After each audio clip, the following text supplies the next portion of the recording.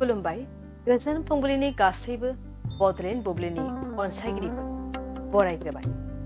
दिनै 9 सेप्तेम्बर शनिबारनि फानजामुथिखौ फरायथिनो लादों आं गेवलां हाजो।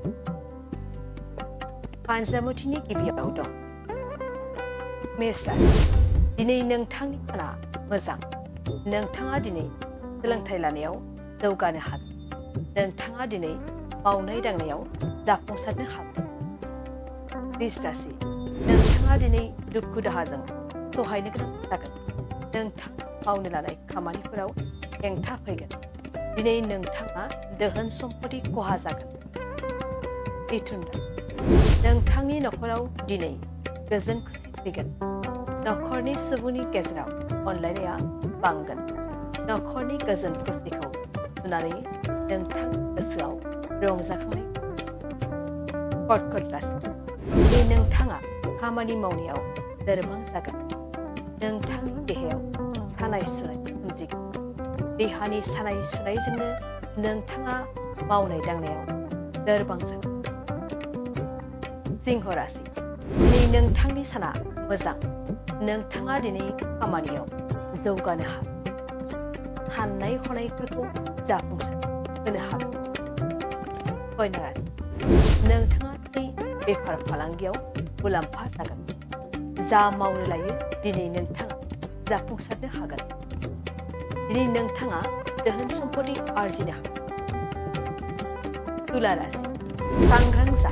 नोंथांनि दिनैनि मोजां जानाय नोंथांखौ गुबुना खैफोदाव खोख्लैनो नाजागोन। दिनै नोंथाङा गोबां जेंना जेंसियाव गोग्लैगोन। वृश्चिक राशि। गोसोआ लोरबां जागोन। दिनै नोंथाङा खामानि मावनो गोसो जानाय नङा। साननाय हनायफोरा बारा जागोन। साननाय हनायजोंनो गोसोआ लोरबां जागोन। धनु राशि। नोंथाङा दिनै मोजां खौरां सौफैगोन। नोंथां सोरबा गुबुना खैफोदनि रैखा खालामगोन।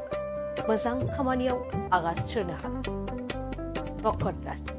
नोंथांनि दिनैनि साना गोथार जागोन। दिनै नोंथाङा नखराव फुजा होयोब्ला नखराव गोजोन फैगोन। नोंथांनि साननाय हनायफोरा दिनै गोथार जागोन। कुम्भ राशि। दिनै नोंथांनि साना मोजां जानाय नङा।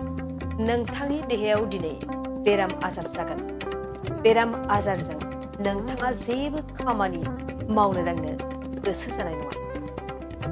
मीन राशि। नोंथांनि नखराव दिनै असान्थि जागोन। नखराव दावराव दावसि सोमजिगोन।